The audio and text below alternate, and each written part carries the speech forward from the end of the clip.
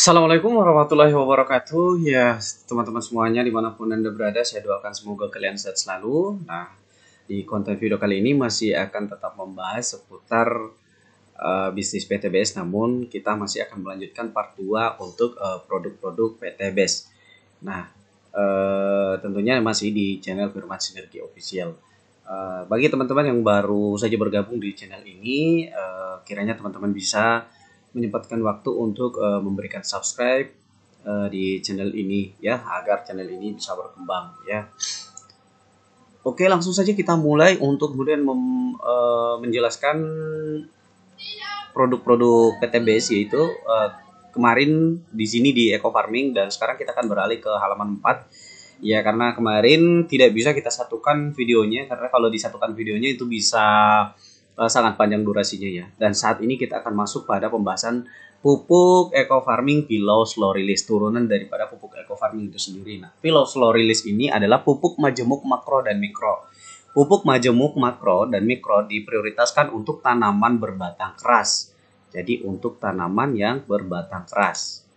Nah, di sini saya agak perbesar mungkin biar lebih kelihatan ya. Oke.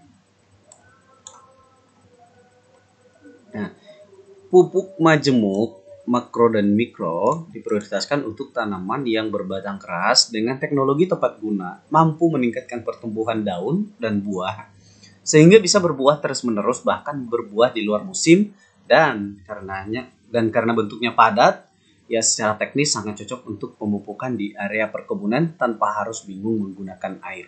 Jadi pupuk Pilau Slow Release ini sangat praktis penggunaannya tanpa harus menggunakan air. Nah, adapun manfaat daripada pupuk Pilau Slow Release ini di sini sudah dijelaskan ya, poin 1 yaitu meningkatkan hasil panen menjadi lebih cepat, yang kedua meningkatkan imunitas tanaman, yang ketiga meningkatkan kesuburan tanah, dan keempat memberikan penyerapan pupuk lebih tepat guna, yang kelima mempercepat pertumbuhan tanaman, dan keenam menghemat biaya pemupukan. Ya, tentunya menghemat biaya pemupukan ya. Kemudian di sini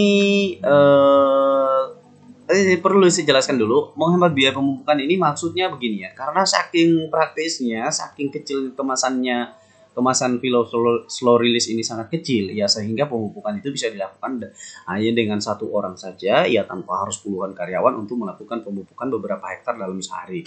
Kemudian mempercepat pertumbuhan tanaman ya, tentu saja karena nutrisinya sangat tercukupi, sehingga akan mempercepat pertumbuhan tanaman dan memberikan penyerapan pupuk lebih tepat guna. Kenapa tepat guna? Karena masing-masing satu batang pohon itu dosisnya sangat tepat sekali, yaitu satu bungkus untuk per satu pohon. Jadi sangat tepat sekali. Nah, adapun cara penggunaan di sini seperti pupuk Slow Release ya, itu yang misalnya di kelapa sawit ya, penggunaan di kelapa sawit untuk umur di bawah 2 tahun ya, kelapa sawit, maka cukup menggunakan setengah ons atau setengah box ya. Satu box itu ada 30 gram kalau nggak salah ya. Jadi hanya menggunakan setengahnya saja untuk tiap per pohonnya. Namun di atas 2 tahun pupuk kelapa sawit itu harus menggunakan yang namanya satu pohon satu bungkus ya.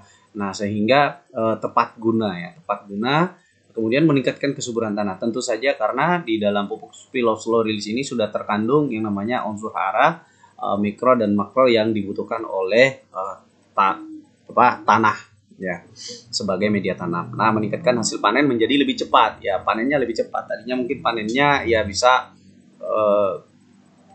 5 tahun ya, tapi mungkin bisa di bawah daripada itu ya, misalnya seperti itu ya.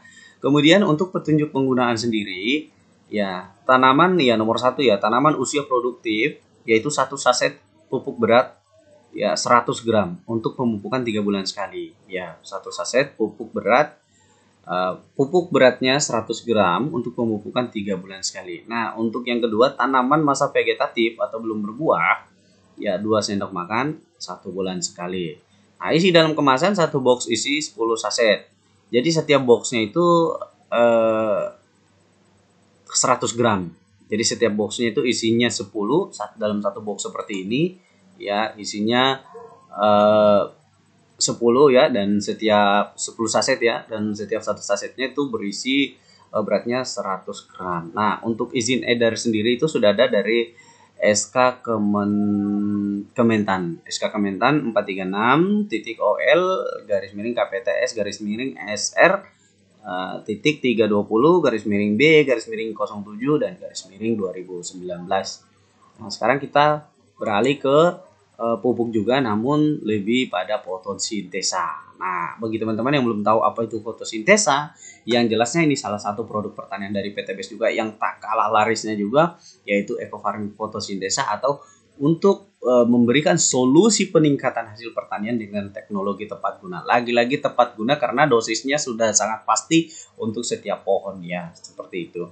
Nah, pupuk ekofarming fotosintesa merupakan pupuk dengan teknologi tepat guna, mengandung 36 unsur hara dan mineral di dalamnya. Bayangkan 36 unsur hara dan mineral di dalamnya mampu menciptakan proses fotosintesis secara mandiri sehingga bisa mengubah zat yang tidak dibutuhkan tanaman menjadi zat yang dibutuhkan oleh tanaman itu sendiri.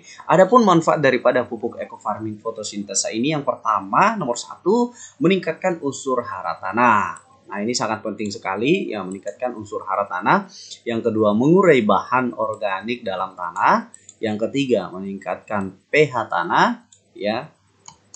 Kembalikan semula.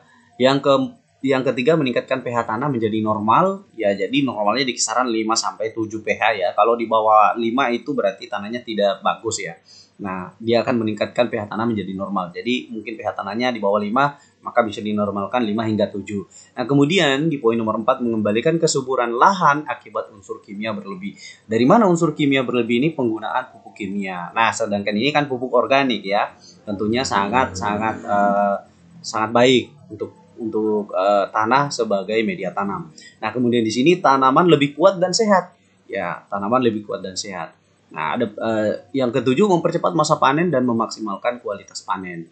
Yang kedelapan, meringankan biaya produksi pupuk. Ya, sama tadi, meringankan biaya produksi pupuk karena penggunaan pupuk kimia itu bisa berkurang hingga 75%. Jadi paling digunakan pupuk kimia itu paling sisa 25% saja ya. Kalaupun misalnya ingin menggunakan pupuk kimia. Karena pada dasarnya penggunaan pupuk saat ini para petani itu menggunakan 3 ya. Yang pertama menggunakan pupuk kimia, yang kedua menggunakan pupuk organik saja, dan yang ketiga menggunakan keduanya ya, kombinasi ya. Kemudian untuk 8, meringankan biaya produksi pupuk. Yang ke-9, menekan pemakaian pupuk kimia sintesis hingga 100%. Jadi kalau tadinya mungkin ekofarming hanya sekedar bisa menekan pemakaian pupuk kimia sintesis hingga 75%, tapi di ekofarming fotosintesa ini bisa menekan pemakaian pupuk kimia sintetis hingga 100%. Nah, adapun petunjuk penggunaan daripada ekofarming fotosintesa ini, yang pertama nomor 1, masukkan 1 saset fotosintesa ke 1 liter air. Jadi dibiangkan lagi, dibuat biang, sama seperti penggunaan di ekofarming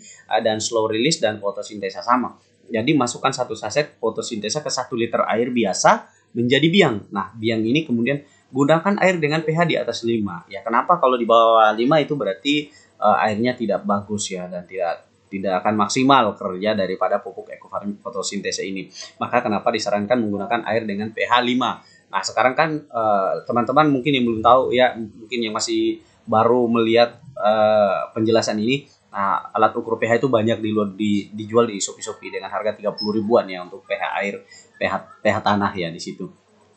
Nah, kemudian di sini lebih baik hindari air kaporit. Ya, gunakan air gunung atau air sumber mata air. Nah, isi dalam kemasan setiap ekofarming fotosintesa ini dalam 1 saset isinya 50 gram.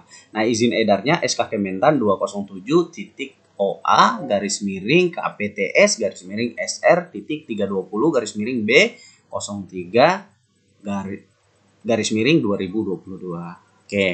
Nah, kemudian kita lanjut di poin yang nomor 6. Nah, di sini apa?